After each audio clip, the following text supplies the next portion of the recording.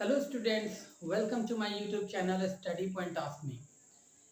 In last video, I started a new chapter from class 10 History, the Rise of Nationalism in Europe, and today the another topic which I have, the making of nationalism in Europe. This is the most important topic from this chapter students, so you all listen my videos properly, don't try to skip, and after watching all the contents which I am giving to you, give your comments and like my videos. So let's start. In this topic, I am going to discuss you 5 points. First one is the origin of nationalism. Second one is the aristocracy and the new middle classes. Third one, what did liberal nationalism stand for? Fourth one is a new conservatism after 1850 and the fifth one is the revolutionaries. मैं आज इस videos में आपको ये पांचों points one by one करके आपको explain करूंगा. So students listen my videos very carefully. In the first topic, as you can see here, the origin of nationalism. Nationalism की शुरुआत जो है वो कैसे हुई, कहां से हुई? So making of nationalism in Europe means there was no any sense of nationalism and nation in Europe. Nationalism का मतलब जैसे मैंने अपने लास्ट वीडियो में भी बताया था, राष्ट्र प्रेम. तो मेकिंग ऑफ नेशनलिज्म, राष्ट्र प्रेम की जो शुरुआत हुई, जो उसको क्रिएट किया गया इन यूरोप, इसका मतलब है there was no any sense of nationalism and nation in Europe. इसका अर्थ यह है कि राष्ट्र प्रेम, राष्ट्रवाद या किसी तरह का कोई राष्ट्र का पहले कोई भी सबूत नहीं था, या कह सकते हैं कि पहले कोई भी राष्ट्र का पहचान नहीं था. Earlier they were a part of kingdom. पहले कोई एक राष्ट्र से नहीं बल्कि एक साम्राज्य के रूप में जाना जाता था. कोई एक इंडिपेंडेंट कंट्री या इंडिपेंडेंट स्टेट नहीं हुआ करते थे. Second point is nationalism emerge from the France through the French revolution. यहाँ आप लोग देखिएगा बच्चों, फ्रेंच रिवॉल्यूशन का नेशनलिज्म को क्रिएट करने में बहुत बड़ा योगदान रहा है. इसलिए मैं बोलता हूँ कि क्लास 10 में आपको नेशनलिज्म इन यूरोप को पढ़ने से पहले क्लास 9 का फ्रेंच रिवॉल्यूशन को पढ़ना और समझना आपके लिए बहुत जरूरी है. तो फ्रेंच रिवॉल्यूशन का पूरे फ्रांस नहीं बल्कि हम कह सकते हैं पूरे यूरोप में, है ना, नेशनलिज्म को क्रिएट करने में बहुत बड़ा रोल रहा है. Next point is there was no feeling of collective identity. कोई भी एक तरह का एक कलेक्टिव आइडेंटिटी पहचान नहीं था, या तो कह सकते हैं कोई कॉमन कल्चर नहीं था. क्यों नहीं था? As like we can say that a territory having a different community. जैसे कोई टेरिटरी है, कोई स्टेट है, वहां पर क्या है, अलग अलग कम्युनिटी के लोग रह रहे हैं, अलग अलग रिलीजन के लोग रह रहे हैं और अलग अलग भाषा बोलने वाले लोग वहां रह रहे हैं, जिस वजह से हम कह सकते हैं कि उस टेरिटरी का एक अपना कोई कलेक्टिव आइडेंटिटी या कॉमन कल्चर नहीं था. तो स्टूडेंट्स, अलग अलग पहचान होने के कारण, एक कॉमन आइडेंटिटी नहीं होने के कारण क्या हो रहा है कि these differences did not easily promote a sense of political unity. In differences के कारण क्या है कि एक पॉलिटिकल यूनिटी क्रिएट नहीं हो पा रहे हैं, इस चीज को प्रमोट नहीं कर पा रहे थे. Next one is the only tie binding this groups together was a common allegiance to the emperor. कोई एक चीज अगर इन सभी लोगों को, different communities, different religion, different language speaking people, तो इन सभी को अगर कोई चीज बांध के रखा हुआ था तो वो था क्या? Allegiance to the empire. यानी कि वो अपने एम्पायर, अपने साम्राज्य में जो मौजूद जो उनका राजा है, उनके प्रति इनकी एकजुटता थी, उनको अपना साम्राज्य का राजा मानते थे वो सभी लोग, चाहे वो किसी भी दूसरे टेरिटरीज में रह रहे हो. बस यही एक चीजें थी जो सभी लोगों को एक साथ बांधी हुई थी. तो अभी तक आपने देखा कि किस तरह से ये मेकिंग ऑफ नेशनलिज्म, ये पूरा ओरिजिन जो है वो नेशनलिज्म इन यूरोप को हमने यहाँ पर बताया है, यहाँ अभी आप लोगों को पढ़ाया. तो ये सारे कुछ ये टोटल 5 पॉइंट्स हैं जिससे आपको origin of nationalism in Europe को समझने में आसानी होगी. And now here is the second point, the aristocracy and the new middle class. Aristocracy का मतलब क्या होता है student? Aristocracy means the richer section of the society, जो सबसे अमीर हो, है ना. आपने फ्रेंच रिवॉल्यूशन में मैंने आपको पढ़ाया था, first state and second state, the clergy and the nobilities, they were the dominant classes and they were called as the what? Aristocracy.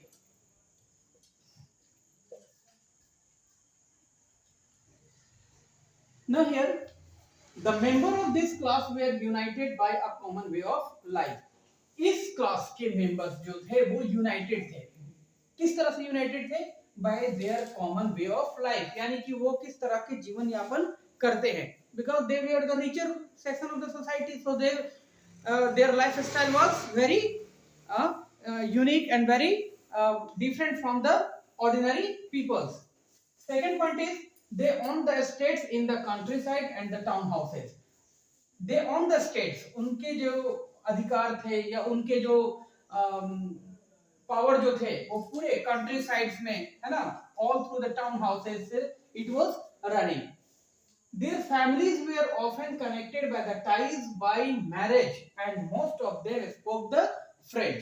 Next point आप देखेंगे, their families were often connected by the ties of marriage. Marriage यानी कि देखो, अब जैसे मान लो कि ये एक किंगडम हो गए और एक और किंगडम कहीं और हो गया, तो एक किंगडम दूसरे किंगडम में जो फैमिलीज रिलेशन जो था वो बॉन्डिंग जो था वो मैरिज के थ्रू था, यानी कि वैवाहिक संबंध के थ्रू ये दोनों कम्युनिटीज जो थे, ये दोनों किंगडम कह सकते हैं, ये आपस में जुड़े हुए थे. एंड और ज्यादातर इसमें से जो थे वो फ्रेंच बोला करते थे. Their most common language was French. They used to speak French language mostly.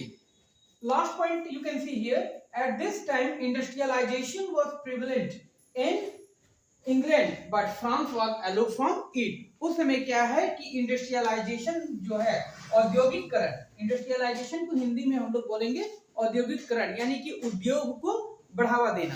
ठीक है, तो उद्योग जो है वो बिल्कुल फल फूल रहा था इंग्लैंड में. और वहीं फ्रांस की बात का है, और वहीं अगर फ्रांस की बात करें तो फ्रांस जो है वो इन चीजों से अछूता था, यानी कि काफी पिछड़ा हुआ था, काफी पीछे चल रहा था.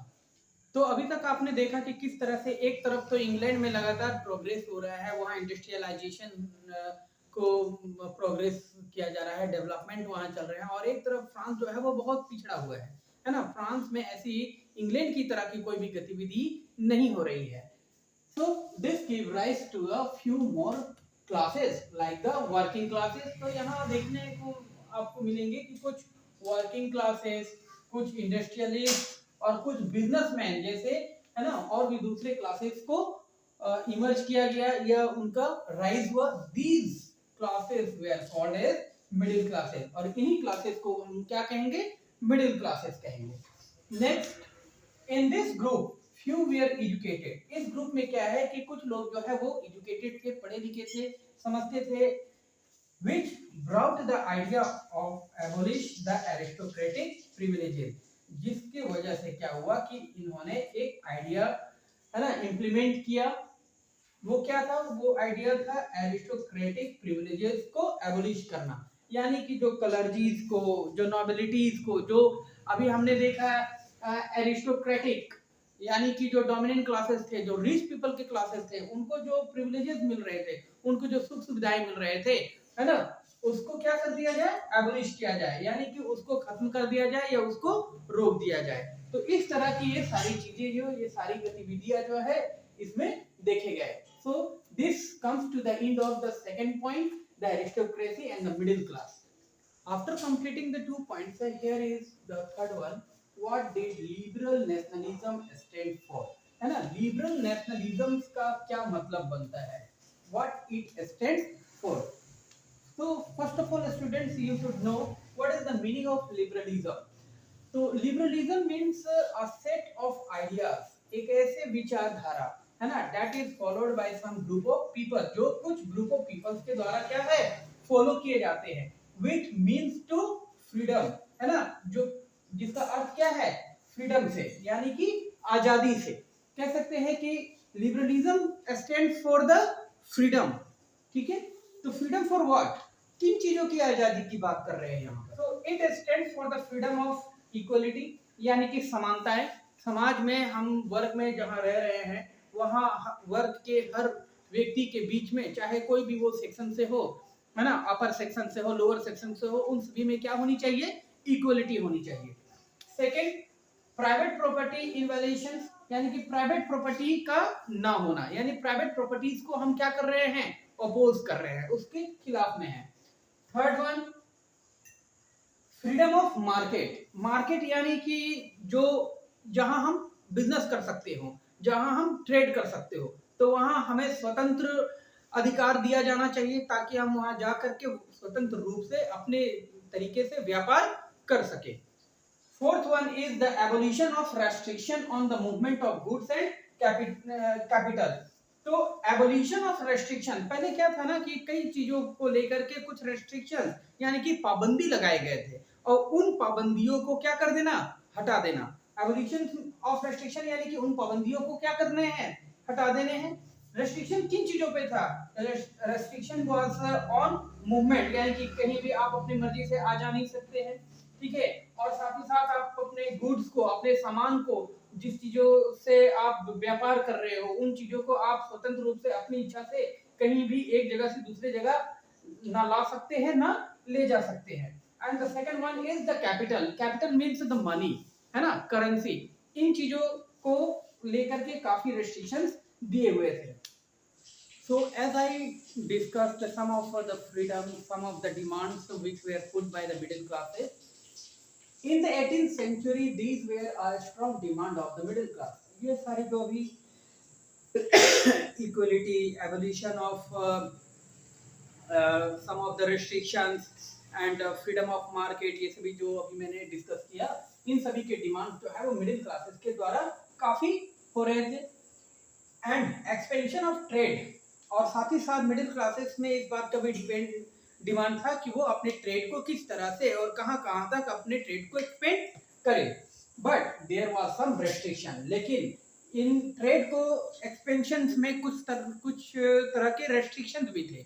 रेस्ट्रिक्शंस कह सकते हैं, यहाँ पर कुछ पाबंदियां भी थी। वो कौन कौन से पाबंदियां थी वो हम लोग देखते हैं one by one. First one, uneven measurement. Unit of the measurement was LA, है ना। एलए जो है वो एक तरह का मेजरमेंट यूनिट था। That had different value like 54.7 centimeter in Frankfurt, है ना। 1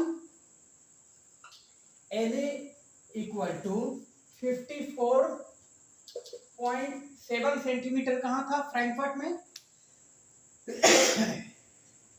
55.1 कहाँ था, मेंज में, और 53.5 जो था वो कहाँ था, फ्रेबर्ग में। तो आप यहाँ देख रहे हो फ्रैंकफर्ट में कुछ और है, मेंज में कुछ और है, और फ्रेबर्ग में कुछ और है ना। 1 एलए का वैल्यू आप देख रहे हैं तीन अलग अलग रीजन में, तीन अलग अलग मात्रा में आपको देखने को मिल रहा है। Second point is the time consuming calculation. अब इस वजह से ये अलग अलग वैल्यूज होने के कारण जो था वो कैलकुलेशंस में काफी समय लगता था। Because every region had their own system of weighted measurement, क्योंकि अलग अलग रीजन के अपने अपने, है ना, तौर तरीके थे, उनके पास अपना खुद का अलग अलग, है ना, सिस्टम ऑफ मेजरमेंट और वेट था, जिस वजह से ये थोड़ा समय लगता था, है ना। And it was a time consuming calculation. तो मैंने अभी बच्चों आप लोगों को दो ऑब्स्टेकल्स के विषय में बताया। एक तो था कि डिफरेंट मेजरिंग यूनिट, और दूसरा था time consuming calculations. It resulted the formation of Zollverein. इन दोनों ऑब्स्टेकल्स के कारण जो है वो जॉलवेरिंग का जन्म हुआ, या कह सकते हैं कि जॉलवेरिंग को फॉर्म किया गया। जॉलवेरिंग क्या था, what you mean by the Zollverein? तो it was a custom union. ये क्या था, एक custom union. It was found in 1834, है ना। जॉलवेरिंग का फॉर्मेशन कब किया गया था, 1834 में। It initiated by the Prussia and later joined by the German, है ना। इसको प्रमोट करने का, या कह सकते हैं कि इसको सपोर्ट जो है वो किसके थ्रू मिला, प्रूशिया के थ्रू मिला। बाद में जाकर के क्या है कि जर्मन्स भी जो है वो इसको अपने काफी सपोर्ट दिए। एबोलिश द टैरिफ बैरियर, जो भी बैरियर, जो ऑब्स्टेकल्स लगाए गए थे, उन सभी बैरियर्स को, उन सभी ऑब्स्टेकल्स को हटाना इसका उद्देश्य था। Next one is the creation of a network of railways, है ना। इसका एक उद्देश्य ये भी था कि वो अलग अलग टेरिटरीज में, अलग अलग जगह पर एक नेटवर्क बनाए रेलवेज का, ताकि मोबिलाइजेशन जो है या मूवमेंट जो है वो आसान हो जाए, ट्रेड करना उसके माध्यम से काफी आसान हो जाए, आसानी से और कम समय में जल्द से जल्द हम है ना, व्यापार के संबंध में सामानों को एक जगह से दूसरे जगह ले जा सके। It reduced the last one is it reduced the number of currencies from 30 to 2, है ना। सोच लीजिए उस समय कितने करेंसीज थे, 30, है ना। Total number of currencies was in number 30 which was reduced to only 2, और उस 30 करेंसीज को रिड्यूस करके कितना कर दिया गया, 2। So this is the end of the third part. What did liberal nationalism stand for? I hope you all have understood this. And now the fourth point is a new conservatism after 1815. 1815 के बाद एक नए विचारधारा का जन्म होता है। अब हम लोग क्या है ना कि थोड़ा पीछे चलते हैं। जब हम लोगों ने पढ़ा था फ्रेंच रिवॉल्यूशन क्लास 9 में और इंड हुआ था नेपोलियन के साथ, है ना। Napoleon was defeated in 1815 in the battle of the Waterloo by Britain, Prussia, Austria and Russia. इन सभी के कंबाइंडली, है ना, यूनाइट होकर के जब वो नेपोलियन के साथ लड़े तो नेपोलियन को उन्होंने क्या किया था, वाटरलू के युद्ध में हरा दिया था। उसके बाद after the defeat of Napoleon European government were derived bye a spirit of conservatism. Napoleon के हार के बाद यूरोपियन गवर्नमेंट जो है वो एक नए विचारधारा से आगे बढ़े। उसको नाम दिया गया conservatism. Conservatism means what? It means it was a political philosophy. ये एक राजनीतिक सोच विचार था, एक राजनीतिक विचारधारा थी that stressed the importance of tradition, established the institution, जो importance दिया, stress किया किस बात को लेकर के, the tradition, established the institutions, establishment of the institutions, है ना, customs, and preferred the gradual development to quick change. और कुछ ऐसे डेवलपमेंट वर्क को ये इंपॉर्टेंस दे रहे थे ताकि वो समाज में एक क्विक चेंज ला सके, अचानक से या कह सकते हैं बहुत तेजी से एक बदलाव कर सके। In 1815 after the defeat of Napoleon, European power Britain, Russia and Prussia they met at Vienna. वो कहां मिले सभी, वियना। इनके जो रिप्रेजेंटेटिव्स थे, है ना, जो हेड मेंबर्स थे, वो कहां मिले, वियना में, and drew a treaty of Vienna. और उन्होंने, है ना, वियना में एक संधि पे हस्ताक्षर किया, एक संधि बनाया आपस में, ताकि हम उस रीजन में एक दूसरे के साथ कोऑपरेट करके वर्क कर सके, कोई परेशानी न हो। तो उन्होंने एक ट्रीटी बनाया और उस ट्रीटी का नाम दिया गया the treaty of Vienna. Now you can C in the treaty of Vienna, treaty of Vienna में कुछ पॉइंट्स को इंक्लूड किया गया। वो पॉइंट्स क्या क्या थे, इन चीजों को समझना बहुत जरूरी है बच्चों। इन सारे पॉइंट्स को बहुत ध्यान से आप लोग केयरफुली वॉच कीजिएगा। First point was the undoing most of the changes of Napoleon. Napoleon Bonaparte ने अपने शासनकाल के दौरान जो जो भी चेंजेस किए थे, है ना, जो जो भी बदलाव किए थे, जो भी ऑर्डर पास किया था, उन सभी को क्या कर देना, खत्म कर देना, उनको अमान्य कर देना। वो अब आगे लागू नहीं होगा। This was the first point. Second, restored the Bourbon dynasty to the power. Bourbon dynasty को, here listen, Bourbon dynasty को क्या किया गया, दोबारा पावर में लाया गया। Third point is France lost the territories which was annexed by the Napoleon. Napoleon Bonaparte ने अपने शासनकाल के दौरान, है ना, जिन जिन टेरिटरीज को एनेक्स किया था, यानी कि कब्जा किया था, उन सारे टेरिटरीज को फ्रांस को क्या होना पड़ा, खोना पड़ गया, है ना। वो सारे टेरिटरीज जो है वो फ्रांस के कंट्रोल से चले गए। Fourth point is a series of states were set up, है ना, कुछ सीरीज ऑफ स्टेट्स जो है वो सेटअप किए गए। अब आप देखेंगे कि नेपोलियन को हराने में, वाटरलू के युद्ध में नेपोलियन को हराने में किन किन की भागीदारी थी, ब्रिटेन था, प्रूसिया था, ऑस्ट्रिया था और रसिया था। तो अब ये चार थे, चारों ने उन्होंने क्या किया कि नेपोलियन को हरा दिया। अब ये चारों कहीं आपस में ना लड़ बैठे, इसके लिए क्या हुआ कि इन लोगों ने कुछ, है ना, आपस में सुलह कर लिया कि भाई हम एक काम करते हैं कि तुम कुछ पार्ट को रखो, तुम कुछ पार्ट को रखो, तुम कुछ पार्ट को रखो और मैं कुछ पार्ट को रखता हूँ। इस तरह से हम सभी आपस में क्या है कि शांति से रहेंगे, आपस में कोई मतभेद नहीं होगा और हम लोग आपस में लड़ेंगे नहीं। वो क्या क्या चीजें थी, first the kingdom of Netherland, Netherland के नाम से एक किंगडम का गठन किया गया। Second point, Geneva was added to the Piedmont, है ना, जेनेवा को किसमें शामिल कर लिया गया, पीडमेंट में। Austria got the control of north Italy. North Italy, और नॉर्थ इटली का जो रीजन है ना, लिसन स्टूडेंट्स, नॉर्थ इटली का जो रीजन है वो किसको दे दिया गया? ऑस्ट्रिया को दे दिया गया। ठीक है। Next point is Russia was given a part of Poland, और पोलैंड का जो हिस्सा है, पोलैंड का जो हिस्सा है वो किसको चला गया? किसके पास? रशिया के कंट्रोल में। Next point is Prussia got the part of the Saxony, और सैक्सोनी का जो रीजन है वो किसे मिल गया? प्रूसिया को। So these were the setup made between these states, these big countries, the ruling countries, the powerful countries of the Europe. Next, the fifth point you can see here, the main intention was to restore the monarchies. इनका main intention क्या था? Monarchies को वापस power में लाना, जैसा कि आप यहाँ देख सकते हो, है ना? सेकंड पॉइंट को, restore the Bourbon dynasty to power. So this is the end of the fourth point, the new conservatism after 1815. I think you all have understood up to here. There is one more topic which is left, which is I am going to deal now. So listen my videos carefully and try to gain knowledge from my videos. And here is the last point, the revolutionaries. Following the wave of the nationalism, many revolutionary groups emerged in the different countries like the Italy, Germany, France and Poland and etc. तो एक जो wave चला पूरे Europe countries में, पूरे European continent में, है ना, नेशनलिज्म को लेकर के, तो कई रिवोल्यूशनरी ग्रुप जो है ना, ग्रुप जो है वो इमर्ज हुए, उनका उदय हुआ इन द डिफरेंट कंट्रीज, कई अलग अलग देशों में, है ना, इटली में, जर्मनी में, फ्रांस में, पोलैंड में, ऐसे और भी दूसरे कंट्रीज में। For example here I have taken the Italian revolutionary group. A secret society was the Carbonari, whose member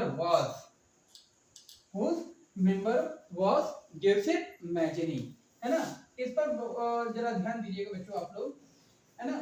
Italian revolutionaries group की बात कर रहे हैं, तो एक सीक्रेट सोसाइटी था, है ना, जिसका नाम है Carbonari, whose member was Giuseppe Mazzini, जिसका मेंबर कौन था?